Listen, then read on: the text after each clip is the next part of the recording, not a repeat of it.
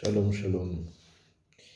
En estos días que van desde Pesach hasta Shavuot, acostumbramos a leer cada Shabbat un capítulo de Pirkei Avot. El libro Pirkei Avot es una recolección de Mishnayot, o sea, Torah oral, escrita por Rabbi Yehuda Hanassi, en las cuales se concentran ideas generales que los sabios nos quieren enseñar y que se despliegan en diferentes temas.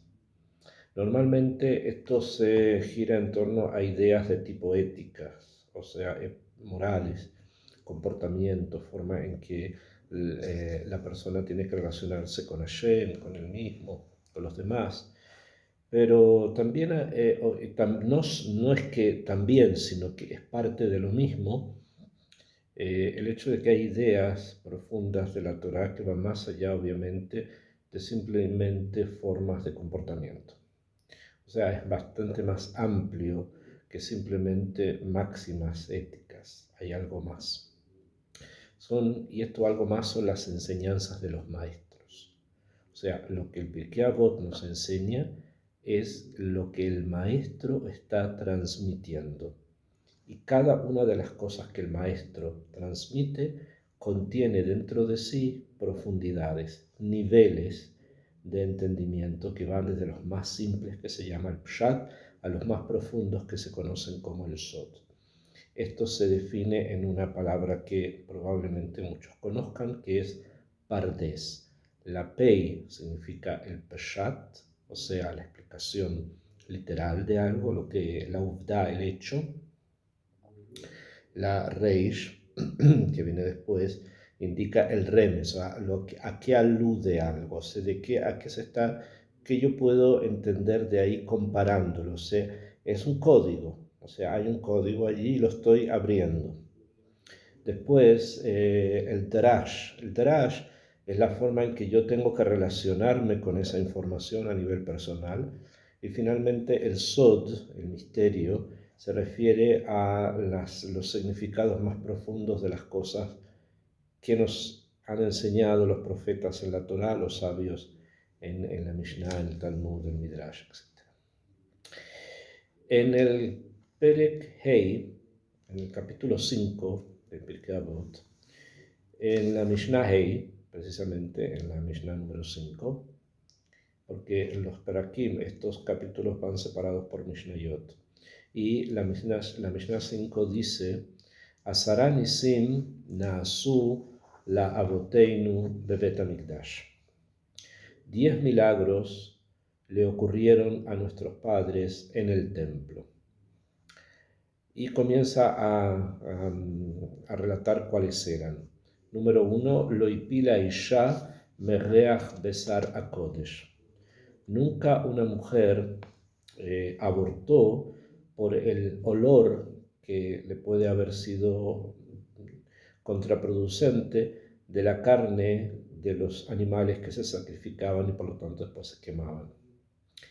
2, velo isriach besar akodesh meolam. Y nunca se pudrió la carne de los korbanot, o sea, después de que se degollaba el animal y se sacaban sus partes, hasta que esto se traía, pasaba tiempo y podía ser que de alguna manera se podría haber podrido la carne en cuestión, pero esto nunca pasó.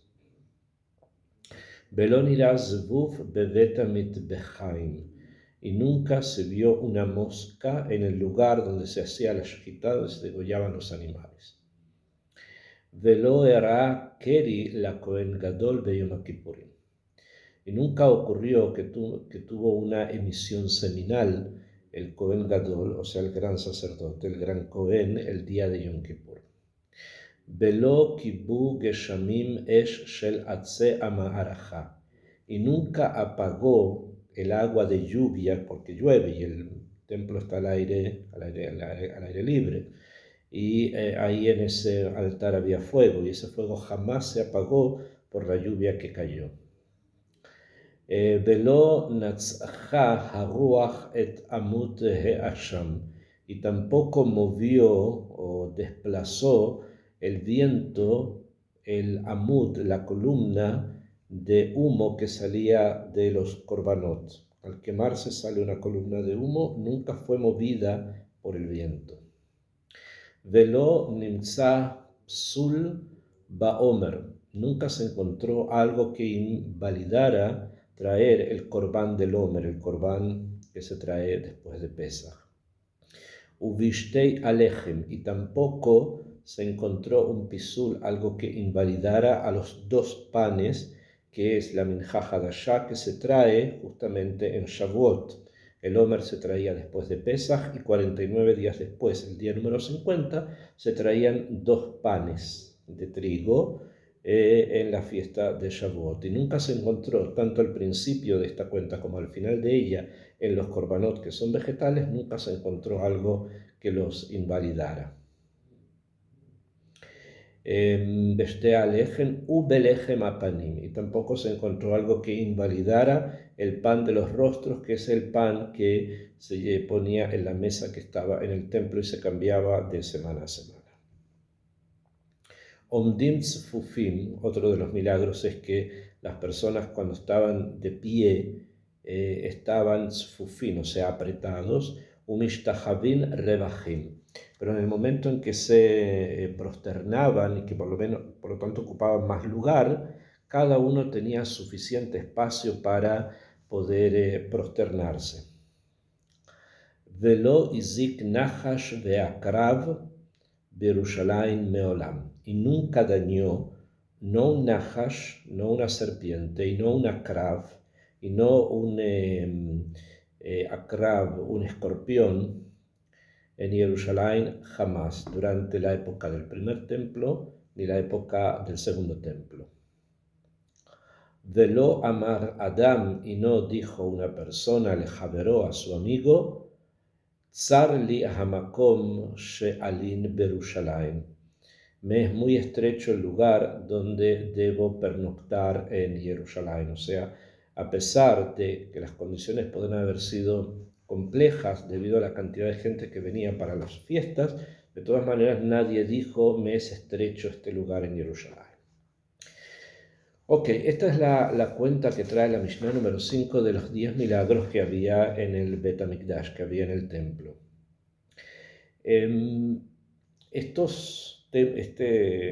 Esta Mishnah la podemos dividir en diferentes temas que tienen que ver con estos hechos milagrosos. Pero antes de hacerlo, me gustaría que pensáramos en el número. El número es 10. Como más adelante y también antes de esto, se habla de 10 milagros que se hicieron en tal lugar, que son 10 dichos con los cuales fue creado el mundo, etc. Ahí vuelve el número 10 en varias cosas, pero aquí estamos concentrados en los milagros que ocurrían en el templo. Ahora, el número 10 vuelve acá no por una cosa gratuita, no es algo fortuito que hayan sido exactamente 10, sino que hay algo más profundo en ese número. Y es lo siguiente, el Sefer Yetzirah habla del mundo de las Sefirot. Y el mundo de las Sefirot se divide en 10. Son 10 Sefirot que no son más que 10 ni menos que 10 en el lenguaje críptico que tiene el Sefer Yetzirah. Y estas, entre otras cosas, no es la única forma en que lo expresa el Yetzirah, pero quería tomar esto. Estas Sefirot se despliegan también en las manos de la persona. De modo tal que hay 5 Sefirot que están constituidas, que están en la mano derecha, y otras 5 que están en la mano izquierda. Y que juntas suman 10 como 10 nuestros dedos. Es por eso que hay una comparación. En el mundo espiritual, las sefirot son instrumentos de elevación espiritual que nosotros también los podemos ocupar. Y en el mundo nuestras manos son askaniot, dicen las leyes, dicen los libros, o sea, son instrumentos a través de los cuales nosotros podemos prácticamente realizar toda nuestra vida. Bueno, entonces hay un paralelo a nivel espiritual con el mundo material a través de los dedos de nuestras manos, que son 10. Y el universo con el cual nosotros podemos interactuamos entre otras cosas con las manos. Y las dos manos suman este número. O sea que cada vez que aparezca el número 10 en algún tema, está haciendo referencia a dos niveles. A un nivel espiritual muy alto de las 10 sefirot y a un nivel material que tiene que ver con nuestra interacción con el mundo, que gira en torno a 10 en el sentido de que estamos hablando de las manos. E incluso las energías que la persona recibe del mundo espiritual, o sea, de las sefirot, bajan sobre nosotros y nos rodean a través precisamente de nuestras manos. Y es por eso que los Kohanim, cuando ellos bendicen al pueblo, lo hacen con las manos. Cuando nosotros queremos bendecir a nuestros hijos, también lo hacemos con imposición de manos. Cuando queremos pedir perdón a Kadosh Baruj Hu, entonces también utilizamos el vidui, que es la confesión que se hacía en el templo, con las manos sobre el animal, etc. La posibilidad de poder juntar nuestras manos nos va a llevar precisamente a la posibilidad de poder construir el árbol de la Sefirot precisamente a través de la unión de nuestras manos, de esta forma, ¿no? Que es la que finalmente se construye el árbol de la Sefirot, etc. Hay muchas cosas que giran en torno a estos misterios. Entonces, no es algo gratuito, o sea, no es algo simple ni sin contenido el hecho que los milagros que hayan ocurrido en el templo hayan sido 10, porque de alguna manera el templo es el lugar, el portal a través del cual Am Israel se comunica con el Creador del mundo y trae desde allá, desde esos mundos, influencias espirituales para los nuestros. Akshav, estos milagros que están definidos en el número de 10 se relacionan a diferentes temas. La Mishnah comienza diciendo que la carne que se quemaba en el altar era especial. O sea, el hecho de haber hecho la shejitá en ese momento, de haber partido el animal en las partes que correspondían según todas las reglas que están escritas en el Sefer Vaikra, hacía que esa materia se transformara en un nivel diferente de materia.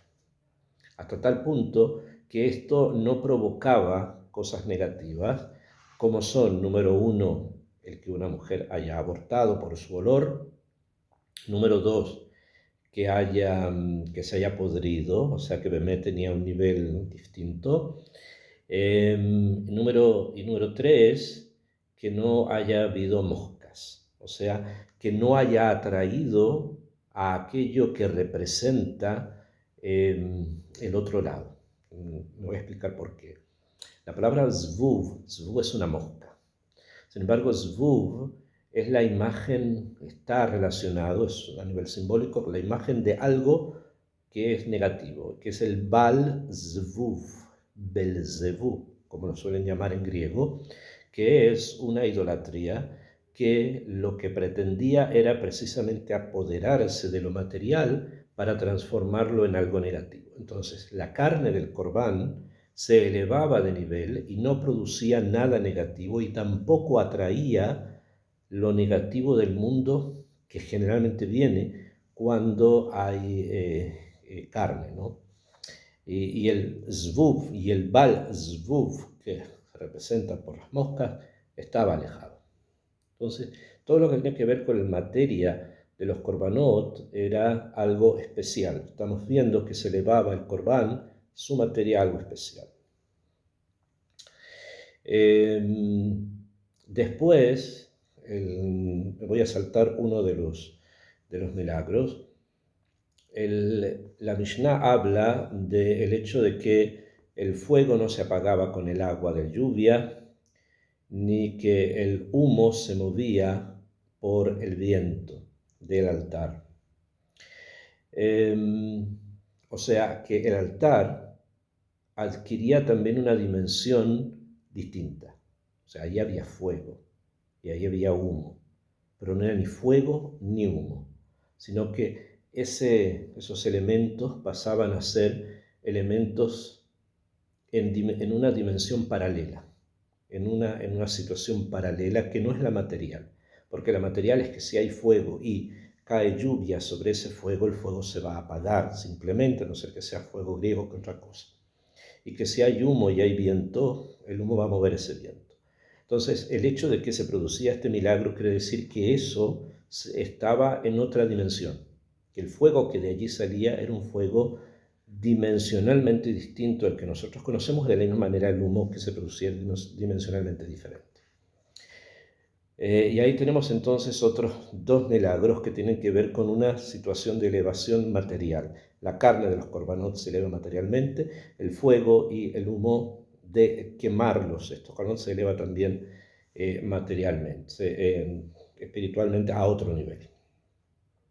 Y tenemos entonces ya cinco milagros. Después, la Mishnah, estoy dejando para un día especial, uno de los milagros que están expresados acá. Después la Mishnah nos habla sobre el pan, nos habla sobre la minjá del Omer, que es la harina, el minjá del Omer era harina, nos habla sobre el pan que se traía en Shavuot, y nos habla sobre el ejen apanim que se traía constantemente. Va de aquello que es más distinto a lo que es más cotidiano. El korban del Omer se trae una vez al año, la minjá hadashah también se trae una vez al año, que es trigo, es pan hecho de trigo, y el lejem apanim que se traía todos los días, que también era de trigo.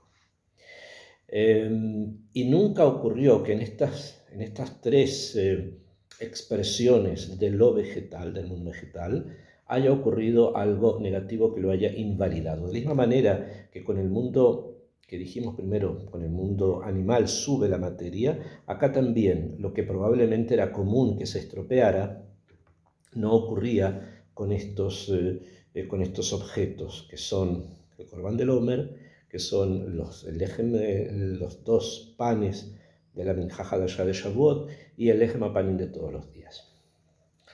Y después trae la Mishnah el hecho que el espacio del templo también era un espacio diferente, porque dice que cuando estaban parados estaban apretados, estaban muy cerca uno del otro, pero cuando ellos se prosternaban tirando todo el cuerpo en tierra, lo hacían con suficiente espacio para cada uno. Entonces también entendemos que el espacio adquiría una dimensión distinta, una dimensión diferente.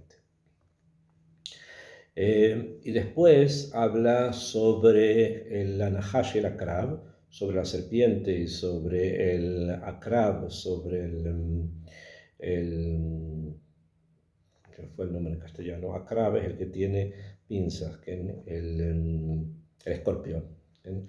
Habla sobre el escorpión, que nunca fue dañado a alguien por estos dos animales. ¿Por qué escogió esto? Podría haber dicho, nunca fue dañado por un león, nunca fue dañado por un... Primero porque son los animales, porque probablemente son más fáciles de encontrar en lugares como Jerusalén, donde hay muchísimas serpientes y también escorpiones que pueden haber en diferentes lugares. ¿Por qué Dafka estos? Eso es tema de otro shiur, porque realmente está tomado por algo muy específico. Sin embargo, no había daño de animales. O sea, también el mundo vivía en una situación de armonía. El lugar nunca se hizo estrecho, otra vez el espacio, ¿no? Y todos estos milagros que nosotros estudiamos, que leímos en Pirkei Avot, nos indican que el espacio en Jerusalén, los objetos que participaban en el templo adquirían una dimensión diferente, una dimensión paralela distinta, y a pesar que yo haya visto fuego, al parecer era otra cosa que no es el mismo fuego que yo conozco. El espacio en el que yo estaba parado no era el mismo en el que yo estaba prosternado. Animales que supuestamente son salvajes y son dañinos no estaban, y los korbanot vegetales tampoco resultaban perjudicados porque podían haberse invalidado por algún motivo.